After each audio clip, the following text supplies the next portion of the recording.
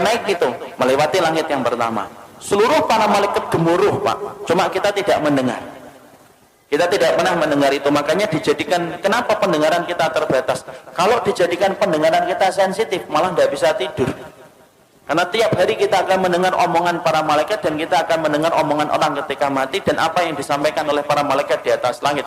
Dijadikan pendengaran kita terbatas karena ada banyak hikmah.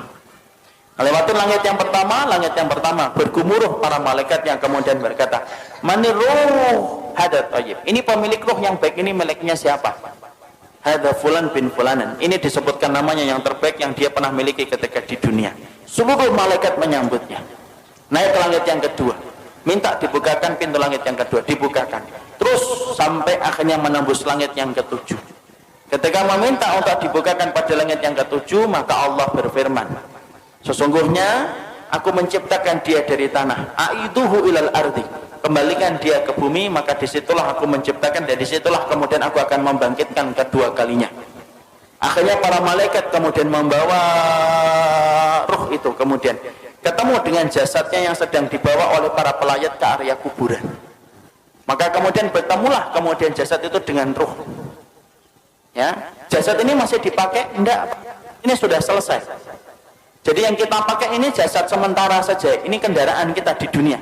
Nanti ketika kita sudah mati, ketika dikumpulkan di padang mahsyar, dikumpulkan di surga, enggak pakai jasad ini. Jadi jangan khawatir yang tiba-tiba kemudian kok saya hidungnya gini, tenang, sampai mati doang. Nanti kalau sudah mati diganti hidungnya sama Allah. Karena nanti kalau kita sudah mati, nanti kita akan dikumpulkan di surga.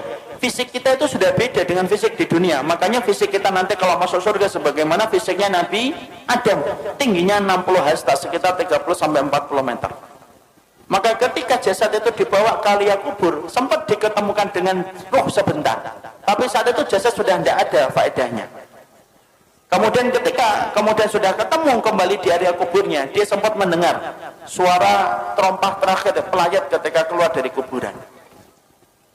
Setelah itu kemudian datang pertanyaan mungkar datang, kan menanyakan 3 perkara, apa, siapa robnya, siapa nabinya, apa kitabnya, ataupun agama, apa agama yang diutus kepadanya. Setelah dia mampu menjawab itu, maka yang mampu menjawabnya itu siapa? Apakah dirinya? Enggak. Tapi yang menjawabnya itu adalah dibantu sama Allah. Makanya Rasulullah membacakan ayat, "Yusabbitullahu alladhina amanu fil qawli tsabit fil hayati dunya wa fil akhirah." Allah teguhkan orang yang beriman perkataan mereka di dunia dan perkataan mereka di akhirat. Makanya mereka lah yang bisa mengatakan, "Rabbku adalah Allah, Muhammad adalah Rasulku, dan Al-Quran itu adalah kitab suciku, dan Islam adalah agamaku." Allah yang menggerakkan di atas langit. Setelah dia mampu